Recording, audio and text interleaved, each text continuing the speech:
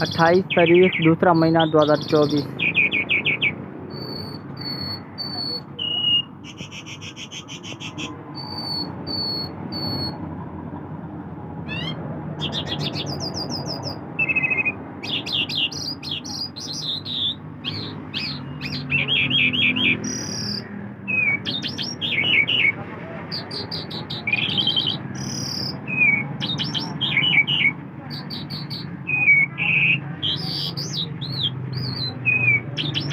जी भाई, 450 रुपये का।